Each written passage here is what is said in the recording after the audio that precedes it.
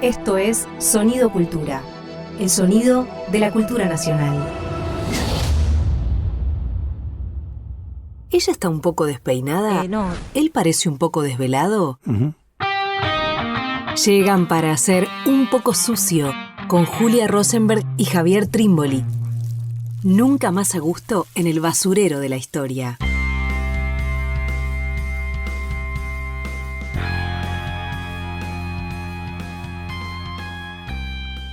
Bienvenidos, bienvenidas a una nueva emisión de Un poco sucio. ¿Cómo estás, Javier? ¿Qué tal, Julia? ¿Todo bien vos? Bien, muy bien. Bueno, tenemos una novedad. Otra. Dale. No tantas. Tenemos un invitado en el piso, cosa que no hemos hecho nunca. Hemos hecho entrevistas, pero siempre... Hemos tenido estudiantes, profesores, pero no con micrófono permanente, por decirlo de alguna manera. Y estamos muy contentos de que así sea. Estamos con Nicolás Prividera. ¿Cómo estás, Nicolás? Hola, ¿cómo están? Les agradezco mucho la invitación. Un gusto estar acá con ustedes. Un poco para hablar de tu última película, Adiós a la memoria, pero bueno, también más en general, ¿no? Vamos a hacer un recorrido por diferentes problemas que nos interesa pensar, que de hecho venimos pensando en Un poco sucio en diferentes, a través de diferentes temas, pero que bueno, hoy aprovechando la presencia de Nicolás, que es director de cine, tiene M del 2007, Tierra de los Padres del 2011 y Adiós a la memoria del año pasado, 2021, pero claro, la intervención de Nicolás no se reduce a sus películas, sino que además es un activo, podríamos decir, escritor, que interviene con escritura, en blogs, en diferentes lugares, pero también en libros, ¿no? Con libros, tiene 2 libros. El primero se llama El país del cine, para una historia política del nuevo cine argentino, del año 2016. Y el otro, que salió casi pegadito a Adiós a la memoria, Otro país, muerte y transfiguración del nuevo cine argentino. Bueno. Claro, hay algo en la figura de Nicolás, en lo que hace Nicolás, que tiene esta rareza, decíamos nosotros antes de que llegue, y lo reiteramos, no es solamente un director, no, claro, sino que es alguien que está pensando el cine. Y que como piensa el cine, no puede sino entenderlo, que hay que acompañar a las películas con texto, con producciones, con libros, con reflexiones sobre el cine argentino entero. Uh-huh. Bueno, eso hace a la rareza y por supuesto también a la riqueza de lo que viene proponiendo Nicolás desde 2007. A mí me interesaba traer un recuerdo muy personal, no sé si está del todo errado, pero yo por primera vez conocí de la existencia de lo que estaba haciendo Nicolás, si no me equivoco, en la revista El Ojo Mocho en el año 2006, cuando salió un artículo de Nicolás. Era ese momento ya hemos dicho, nosotros a veces teníamos la idea de que éramos nostálgicos de los 70, ahora somos nostálgicos de los 2006. Sí. Qué fantástica esa época. Entonces, bueno, como parte de esa melancolía 2006, recuerdo que en El Ojo Mocho encontré un artículo atrevidísimo, que a mí me sorprendió esto, que se atrevía a hablar de Vicky Walsh de nuevo, y de la calle Corro. Uh-huh. Entonces yo dije, acá hay algo.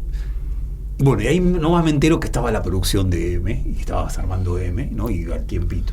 Entonces, simplemente esto, hay algo en lo de Nicolás que tiene que ver con la vieja figura del intelectual, uh-huh, ¿no? Nosotros estamos en un mundo de compartimentados, se es director de cine, se es poeta, se es académico, uh-huh, se es investigador, pero lo que se ha dejado de lado es la figura del intelectual, en donde sus preocupaciones no son preocupaciones que están tabicadas y al mismo tiempo siempre están cruzadas por la historia y por la política. Claro. Entonces me parece que la invitación y aparte las ganas que tuvo Nicolás de venir acá, que nos pone muy contentos, va por el lado de hablar de su película y hablar del cine argentino. Agrego una cosita nada más respecto de Adiós a la memoria, que un poco lo comentábamos sin el micrófono, que claro, Adiós a la memoria sale el año pasado, todavía en pandemia, ¿no? Pero bueno, empezando a salir de ese momento, y lo conversábamos con amigos, digo esto solo para darte un pie y lanzar la conversación.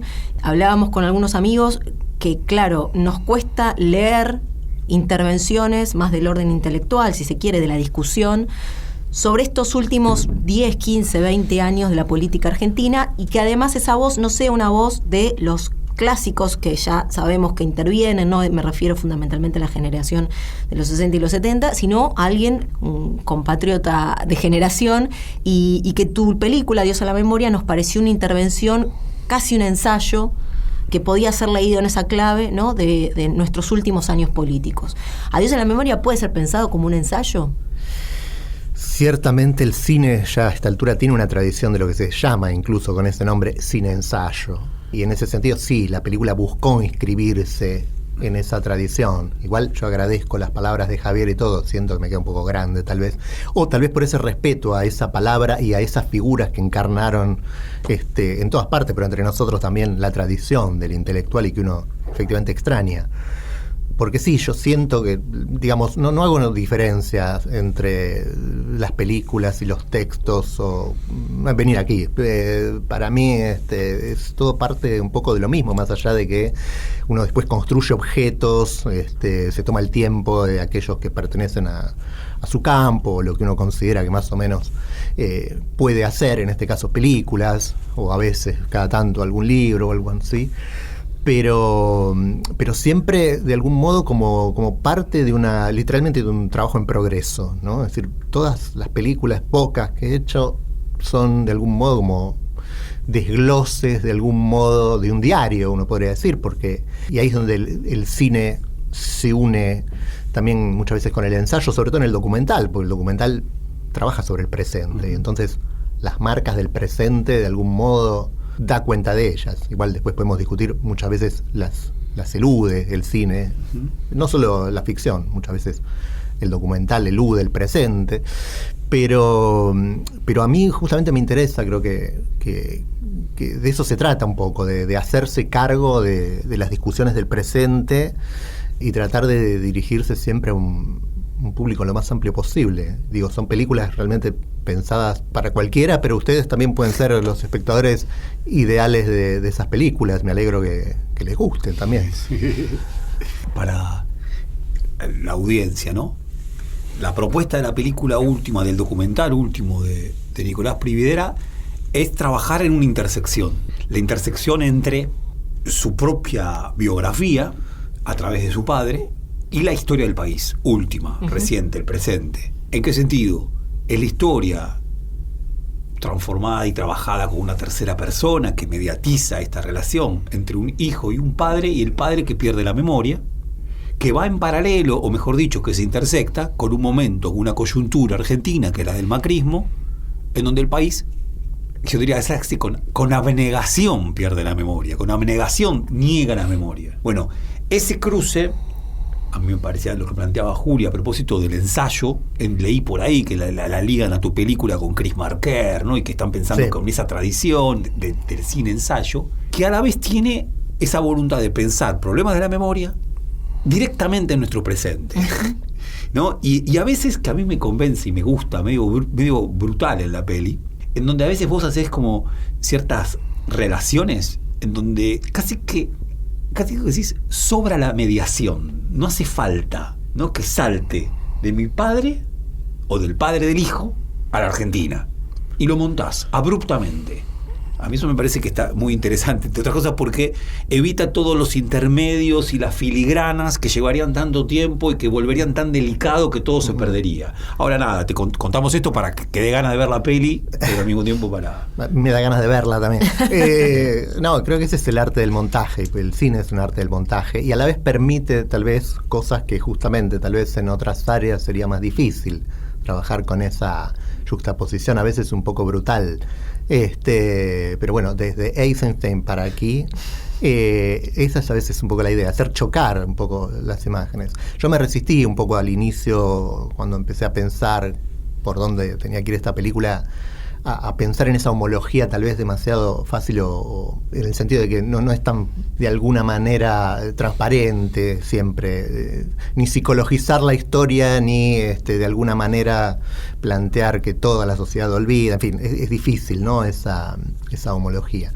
Pero bueno, cuando decía que el cine es un arte del presente, literalmente tiene que ver con eso. Estaba sucediendo de algún modo, había habido un cambio muy notorio políticamente, que a la vez expresaba también unas ciertas continuidades con una historia más larga, ¿no? Porque, digamos, de algún modo el macrismo está relacionado con los 90, los 90 con la dictadura, en términos de política económica, con cierta mirada prescindente sobre la historia, sobre el pasado.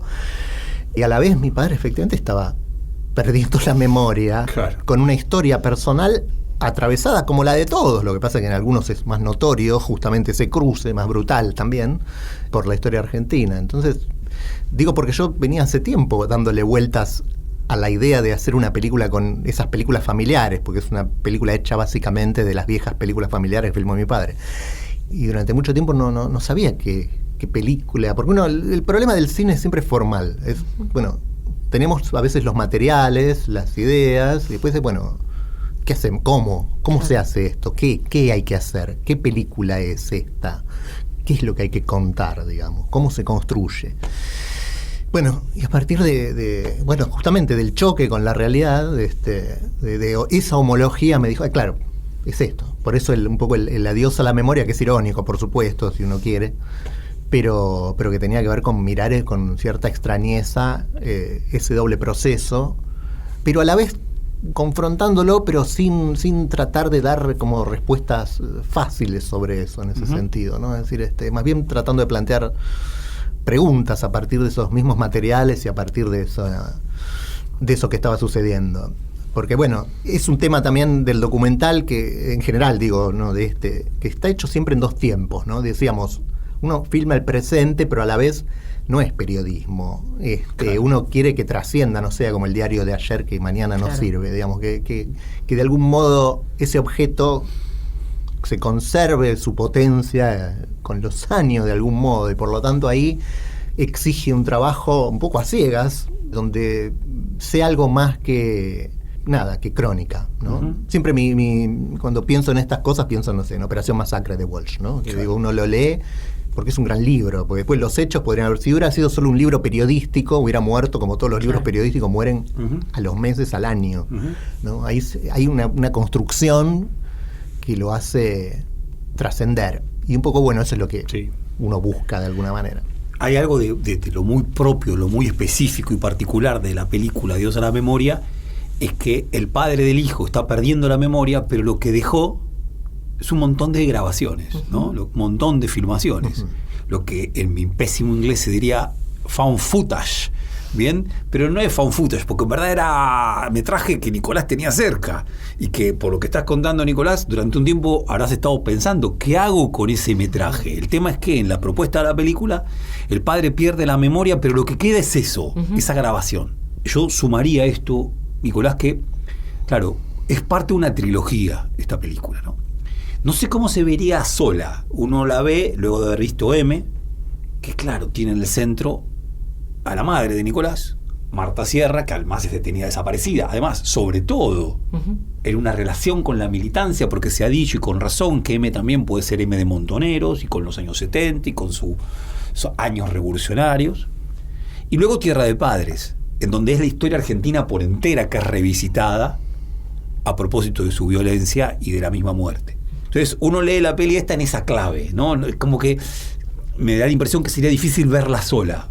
Pero está pensada para ser, o sea, de algún modo es la misma historia, yo digo, es como el lado B, porque uno diría, se cuenta lo mismo, pero a la vez no cuenta lo mismo. Vos podés verla y la vas a entender sin haber visto la otra, y de hecho no se cuentan las cosas que se cuentan. Del mismo modo podés ver primero Adiós a la memoria, después Ireme, y no vas a ver lo que ya viste, no vas a sentir una repetición, sino que cada película ciertamente funcionan encadenadas, pero a la vez cada una da cuenta como también de su propio momento. Están hechas un poco inconscientemente, no estas últimas de alguna manera donde eso era más consciente, pero todo esto que estaba teorizando un poco al inicio, en la primera fue en la práctica aprender eso, la idea de que estaba haciendo esa película se filmó en 2004, vos tenías nostalgia del 2006, bueno, era un periodo incluso previo, no sabíamos muy bien dónde estábamos en ese momento, era el post-2001, y yo creo que eso está en la película, digo, que seguramente las discusiones que hay en esa película probablemente unos años después serían distintas, ¿no? En ese sentido, si bien por suerte creo que se puede seguir viendo justamente, pero es una película que también es una especie de fotografía de un instante, ¿no? Para pensar en un libro de Cercas, de que también piensa los instantes históricos de esa manera, ¿no? Cómo analizar la historia desde el instante. Y en ese sentido es que a mí me atrae. Yo nunca pensé que iba a hacer documentales. Digo, las escuelas de cine te enseñan a hacer ficción. Claro. Están preparadas para eso, no para el de todas maneras, en la propia película vos tenés tu propia ficción primera ahí. En Adiós a la memoria, sí claro. Sí, es una pequeña peliculita casera de terror, de infancia. pero que también está atravesado por la época. Digo, es la película de un niño, bueno, que tuvo una infancia muy particular, entonces lo expresa como un sueño, es una pesadilla, una pequeña pesadilla. Pero bueno, las películas son un poco eso también, en el sentido de que expresan una necesidad que se encuentra en un determinado momento con algo que uno necesita contar, pero también necesita que eso tenga un sentido más allá de, en estos casos, por ejemplo, de la propia historia familiar, porque si no sería un álbum de fotos, que todos lo tenemos, pero ¿cómo hacer que le interese a alguien más que no sea un familiar tu álbum de fotos, digamos? Bueno, y ahí hay que construir otra cosa, ¿no? Sí, en esto que también decías en una entrevista que te hicieron a propósito de esta peli, ¿no? Como que toda memoria personal es también una memoria colectiva en algún punto, una memoria social. Y te quería preguntar, yo tengo como varias preguntas como muy precisas de la película. Una de ellas tiene que ver con, claro, la decisión de poner imágenes tan directas, ¿no? De una movilización que creo que fue una de las cosas que más te han tomado para la crítica en esa película. ¿De qué movilización? De la movilización del macrismo, con banderas argentinas sobre todo. Y nada, me interesaba preguntarte, primero que es una decisión muy arriesgada en algún punto, y preguntarte si de alguna manera no es también una decisión de discutir con cierto cine argentino, ¿no? Con el cual vos de alguna manera venís discutiendo, pero una forma también de manifestar una conflictividad política, un sentido político en el cine que de alguna manera discute con otras maneras de hacer cine que viene con una totalmente, tendencia. digo, para mí es la puesta en práctica de lo que pido, lo que teorizo, lo que discuto, por ejemplo, en ese libro que mencionaba Javier. Y en ese sentido, sí, claro, es arriesgado. En el sentido de que uno trabaja muy al límite del presente, y el presente, como ustedes saben mejor que nadie, bueno, es lo más difícil de narrar, porque su sentido lo tendremos después, ¿no? Y en general a veces mucho después, digo, no sabemos dónde estamos parados. Pero creo que el que trabaja con esos materiales, otra vez, como Walsh y como otros, pienso en gente que por supuesto viene del periodismo, viene de ciertas, del arte también, digamos, está obligado de algún modo a, y en el documental, literalmente, que su raíz de esa palabra viene de ahí, de documentar, de lanzarse a eso que es justamente un caos de sentidos y tratar de organizarlo de algún modo. Y además, a mí me parecía, yo literalmente estaba terminando, esa es una escena final de la película, yo estaba realmente terminando esa película cuando eso sucedía, y yo sentía que eso tenía que estar, que ingresar, porque de algún modo daba cuenta de un nuevo momento de pregunta, justamente de, bueno, ¿a dónde vamos? ¿No? ¿A dónde nos conduce esto? Y a la vez, esa sensación, bueno, que lamentablemente creo que hoy sí podemos dar como pasado, justamente, porque eso se filmó en 2019, antes de la pandemia, en los últimos días del gobierno de Macri, pero no podría decir esa idea o ese juego un poco con la peste de Camus, la idea de que duerme en los cajones y un día puede volver y que hay que estar atentos, bueno, creo que es más actual que nunca. A mí hay algo, tu cine vuelve a los 70, por lo menos M y Adiós a la memoria, muy nítidamente, también Tierra de Padres. Vuelve a los 70 luego de un interregno muy importante que fueron los 90, en donde la impresión era que no había que hablar de la dictadura más, como quedaba, como dicen los pibes hoy, y a uno le sale mal, incluso se burlan cuando lo dice, quedaba cringe hablar de la dictadura. Sí. Y vos lo haces en esta intersección entre lo público y lo privado, perforando el límite fácil entre lo público y lo privado, mezclándolo, armando un libro interesantísimo. Bien. A nosotros me parece que nos está pasando en Un poco sucio. Nosotros estamos hablando de historia en general, historia argentina en general. Hablamos de, yo qué sé, de San Martín, la Revolución de Mayo, de Rosa, Facundo, la campaña del desierto. Pero me parece que del último tiempo estamos hablando mucho de los 70. Casi como, ¿cómo ves esto? Sí. ¿Qué pasa con los 70? ¿Por qué seguir? ¿No? Vos en el libro de Otro País criticás, o sea que me parece muy bienvenida, el libro de Claudia Gil, ¿por qué no pasan los 70? Bueno, ¿por qué no pasan? ¿Y por qué no queremos que terminen de pasar? No sé si no queremos que terminen de pasar, pero siento que claramente aquí se cruza también lo generacional. Digo, yo soy un hijo de los 70, pero a la vez soy de la generación del 90. Digamos, ¿no? O en todo caso, un hijo de los 70 muy consciente por mi condición, digámoslo así, es decir, donde claramente era un niño y un adolescente que no estaba pensando en las mismas cosas que pensaban los niños y adolescentes normales, entre comillas. Y a la vez soy alguien que tuvo 20 años en los 90 y atravesó esos distintos estados de la discusión sobre la memoria. Hijos se forman en los 90, contra esa ese apotegma, digamos. Y a la vez empiezan a aparecer también otros libros, La Voluntad, donde se empieza a revisar, ahí empieza, ¿no? Empieza después del 2001 la revisión, ¿no? de la militancia de los 70, pero creo que esa conciencia justamente, salvo esos pocos años entre fines de los 80 y los inicios del menemismo, tal vez una década, salvo eso, los 70 nunca dejaron de ser ese lugar incandescente de la historia argentina, donde de algún modo se condensan un montón de cosas del siglo XX y a la vez queda bien abiertas todos los conflictos que todavía pasamos, porque de algún modo uno podría decir, bueno, lo dice Schwarzenegger en su libro Los Espantos, de algún modo, retomando algunas ideas de Foucault, bueno, la posdictadura, vivimos todavía en la posdictadura, en cierto modo, ¿no? En cuanto a los cambios, no solo económicos, por supuesto, la estructura económica y social de la Argentina, sino la subjetividad, los cambios en la subjetividad que produjo el neoliberalismo y que todavía...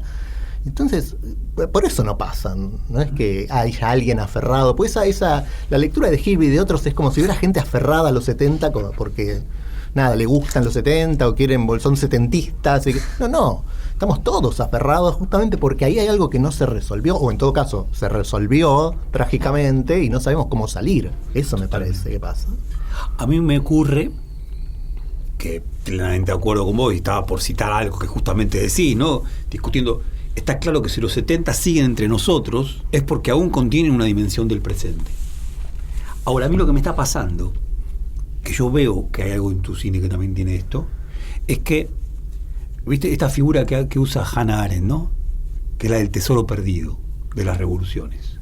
No solamente que la derrota de los 70 sigue presente entre nosotros y que por lo tanto no hay forma de que no esté presente los 70, ¿por qué? Porque la derrota sigue, ¿no? Y el neoliberalismo es esa expresión, es la postdictadura, como también dice Cecilia Schwarzkopf, la vía de derecha, etcétera. Sino que también hay una sospecha que algunos tenemos de que en eso que se buscó en los 70 hay un tesoro perdido. Sí, claro.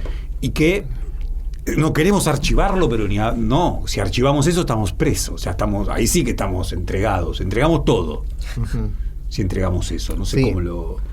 Bueno, sí, es la vieja idea de la melancolía de izquierda que Traverso toma también. Sí, la idea de que en el pasado había una promesa no cumplida y que tenemos que aferrarnos a eso, porque si no sería simplemente asumir la derrota y, bueno, retirarnos directamente de la batalla. Uh-huh. Sí, me parece que sí, pasa por eso. Pero justamente no es una ambición nostálgica. Yo detesto la idea de la nostalgia y quise, con mis películas que justamente trabajan sobre el pasado, he tratado como muy conscientemente de ir contra, que no sean películas nostálgicas, que no piensen en... Por ejemplo, en general, cuando se trabajan con ese tipo de materiales, películas familiares, aparece un pianito detrás y es inevitable. Y yo quería cómo escapar de eso, porque los materiales... te llevan, ¿no? Muchas veces hacia eso. Cuando uno piensa en el Super 8, incluso en la ficción, cuando uno ve un Super 8 en la ficción hay un personaje que está recordando el pasado, ¿no? Su infancia, y tiene una dimensión de nostalgia terrible, digamos, ¿no? Entonces es como ir contra eso, como, bueno, peinarlo a contrapelo, digamos, ¿no? Y me parece que también tenemos que hacer eso con los 70, de alguna manera, ¿no? No quedarnos en una mirada que muchas veces, para algunos en todo caso, es meramente nostálgica, sino construirlo como una potencia. Nos vamos de este primer bloque de Un poco sucio, hacemos un corte, nos vamos escuchando Amnesia del Indio Solari.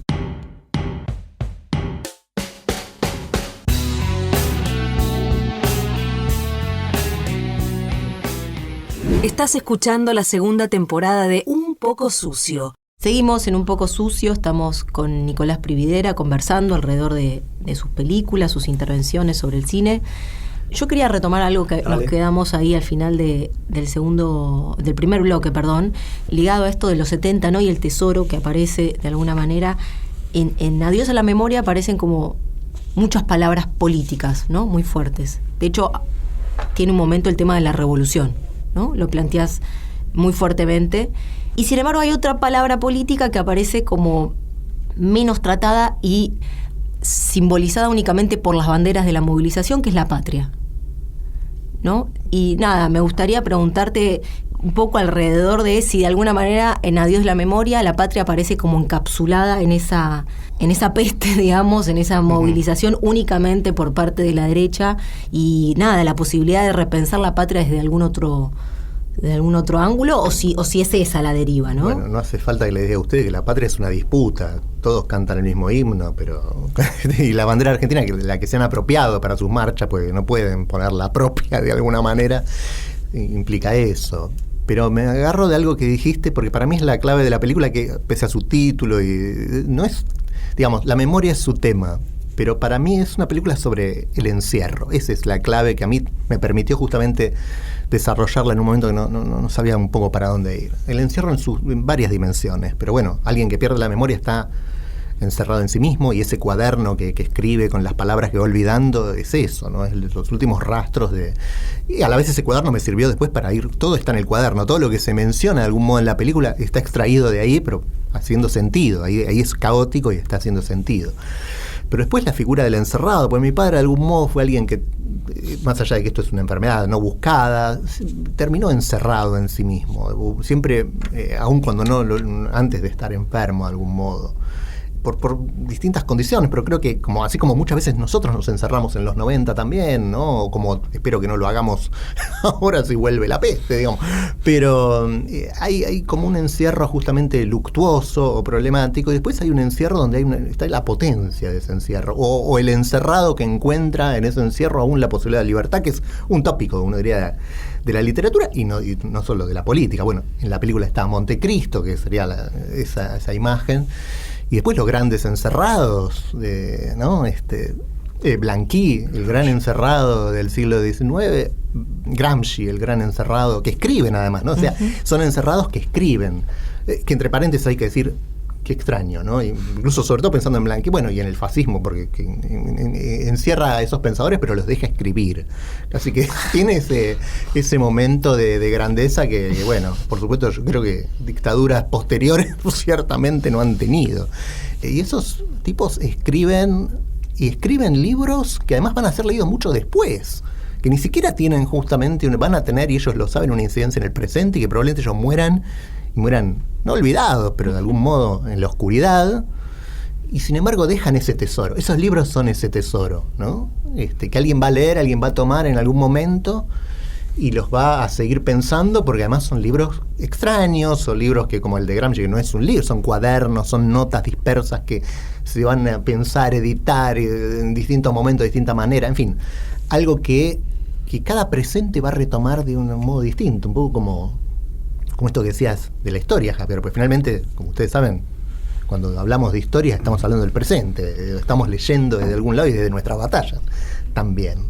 Entonces un poco esta era la idea que a mí me permitía también salir del propio encierro, de esa escena final, de esa figura encerrada que era mi padre, y abrir un poco la película y esa propuesta de pensar la posibilidad de que la película misma es una escritura abierta también, ¿no?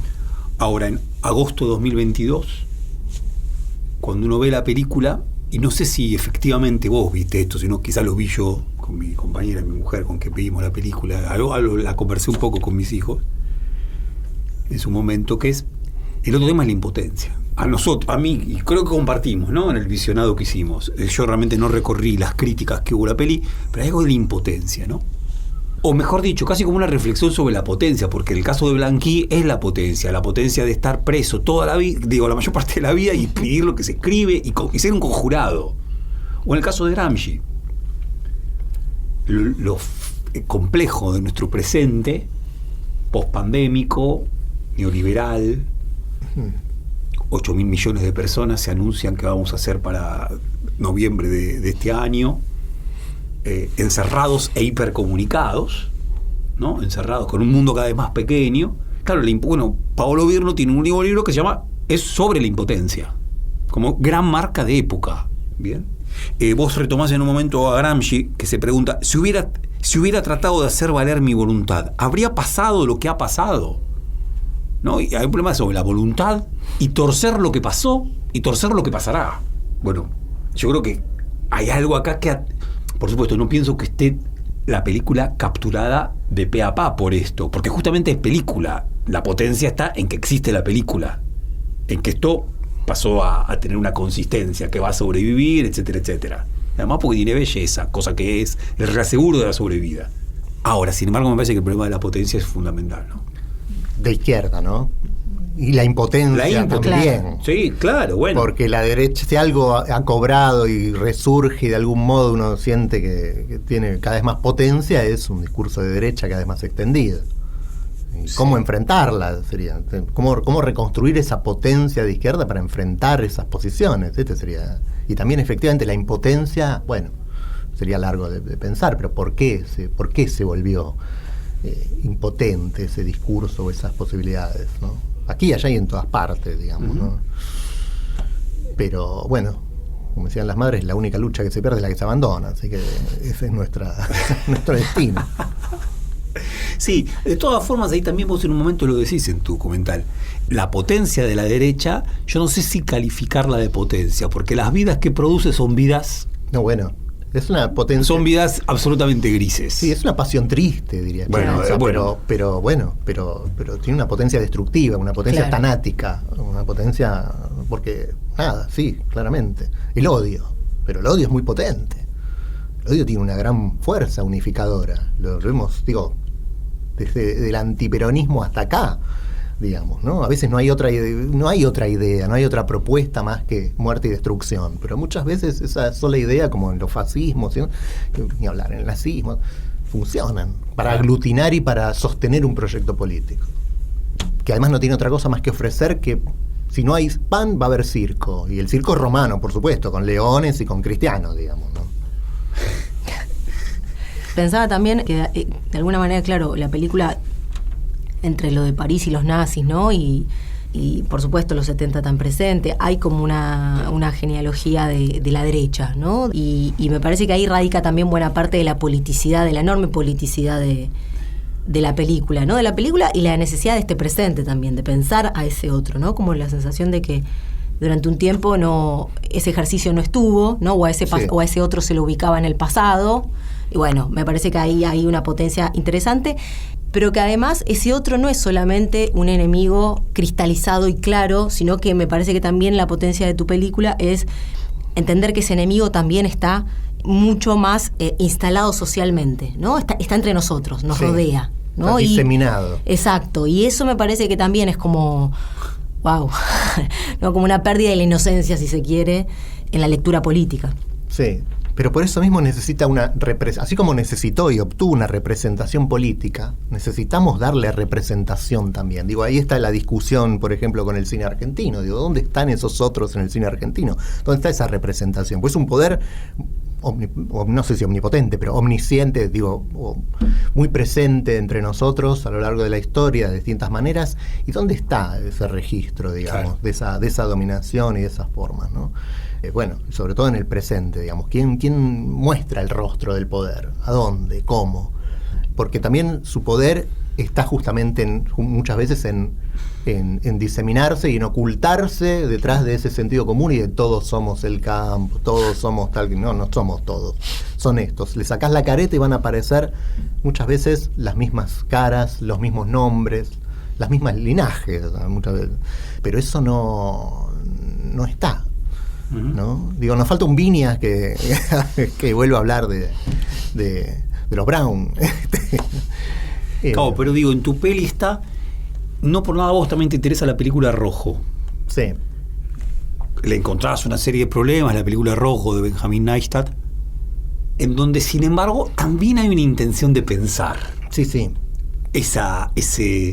Ese macizo conservador liberal argentino, republicano, hipócrita, ¿no? Para ponerle, perdón, adjetivos, a decir rápidos y con un poco de, no sé si decir odio, quizás sí resentimiento. Hablamos hace poco de Eva, y para Eva ella decía, sí, yo soy una resentida, ¿no? Que no es lo mismo que el odio, pero sí yo soy una resentida. Bueno, uno tiene un poco de eso encima y no está mal. Entonces, en la peli de Benjamín aparece algo de esto, ¿no? Y me parece que en tus pelis, sin duda, tus pelis son como advertencias que nos pasó, a mí me pasó en algún momento, ¿no? En algún momento uno supuso que habíamos dado la vuelta a la página del neoliberalismo. En el 2010, ¿no? En ese momento que tenemos melancolía o nostalgia usada mal, supusimos que le habíamos dado vuelta a la página y que ya está, y nunca volverán. Nunca volverán. El canto que no hay que cantar nunca. Bueno, ya sabemos el tema es que, claro, tus películas vienen advirtiendo esto, porque lo advertía M, lo advirtió ahora también Tierra de Padres, que es una película que es a contratiempo en un punto, y que es muy valioso que sea así, me parece. Pero lo decía Benjamin, el enemigo no ha dejado de vencer. Está bien, lo dijo en un momento muy difícil donde sabemos cómo terminó. Era evidente.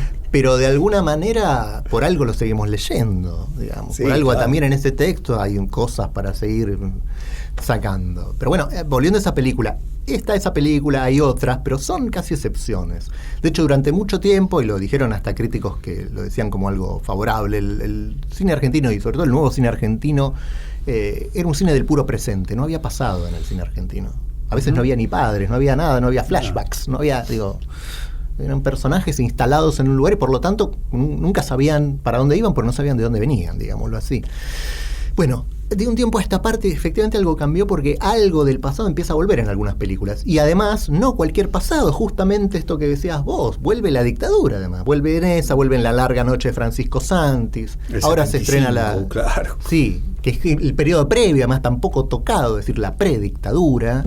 Y ahora viene la película de Mitre sobre el juicio a la Junta. Uno diría la primera postdictadura, veremos qué hizo. Pero bueno, pero hay algo ahí que efectivamente aparece como una conciencia de ese problema. Y a la vez es otra generación probablemente, es una generación un poco más joven que la de los 90, y bueno, evidentemente está pensando de otra manera. Y las incursiones de Ginás sobre el siglo XIX. Bueno, sí, ni hablar. Ahí también aparece otra cosa, pero también de un modo excepcional. Pero bueno, es una incursión que justamente creo que Ginás no se atreve a meterse con el siglo XX, digamos. Entonces tiene que ir al siglo XIX porque, bueno, a la distancia es más fácil hablar de Rosas que hablar de Perón, digámoslo así. Pero aún así... ahí hay un conflicto, ¿no? Y que probablemente se lo vaya a enfrentar ahora, porque está haciendo la saga de los mártires unitarios, digamos. Claro. Bueno, pensar, justamente los está pensando como derrotados a los unitarios, ¿no? Bueno, ahí está algo ya para discutir. Claro. Y más cuando en el presente, bueno, uno diría sus herederos, forzando un poco la cosa, pero esa tradición, bueno, no son justamente los derrotados. Julia, hay algo que me gustaba citar, algo que me encantó que decís en la película. Para orientarse en esa tierra extranjera que es el pasado, el hijo siempre vuelve a un haiku de Bayo.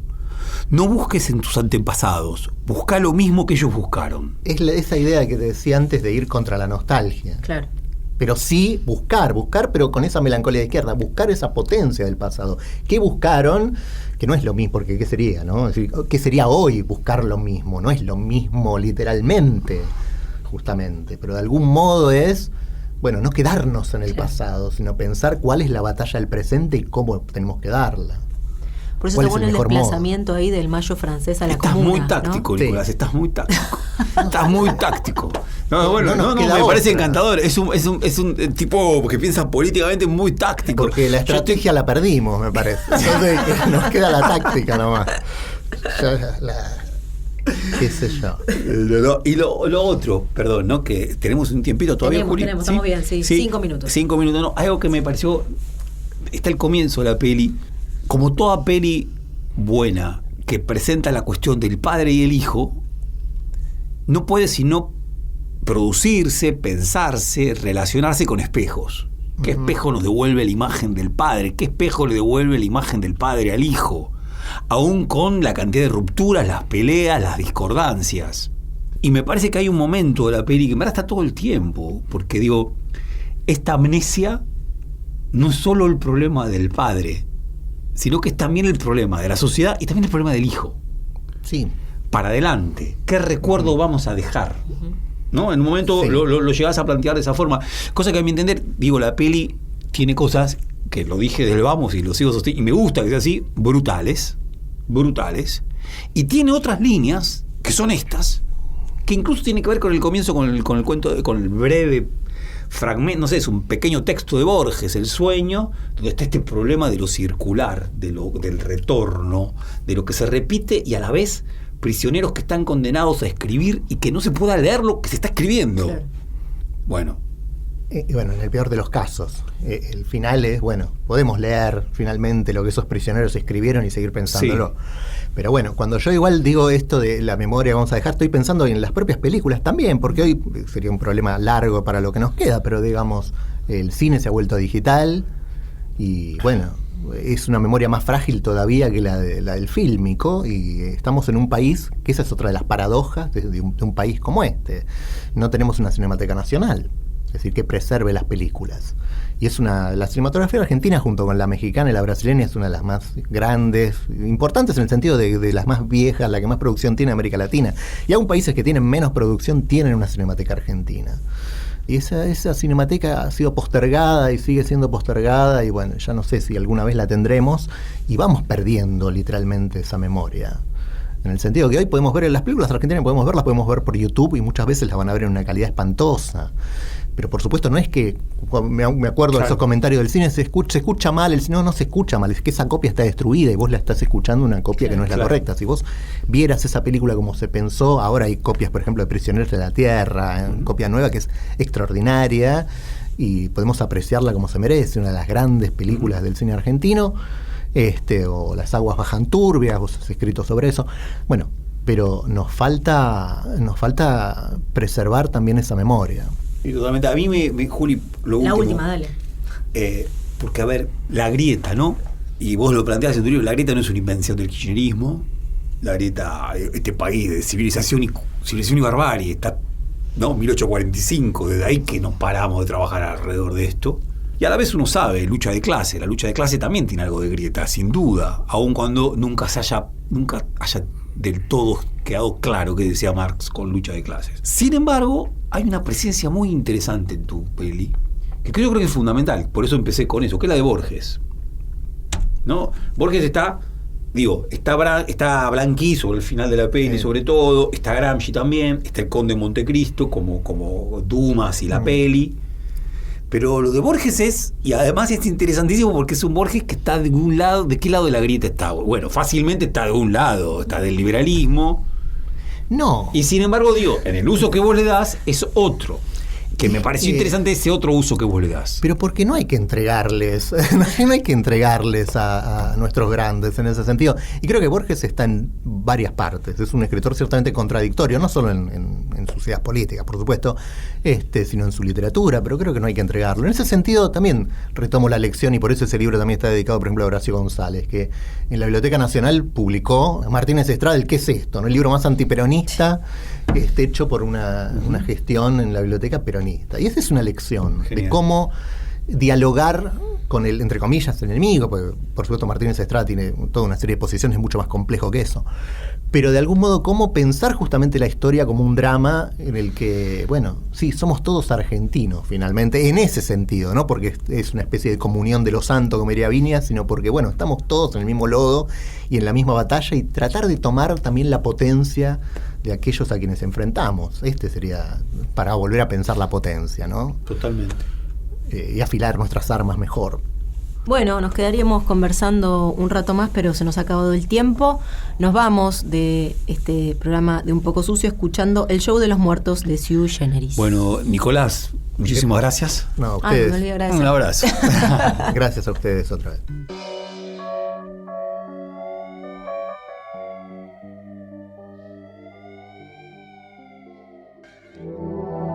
Fue una producción del Ministerio de Cultura.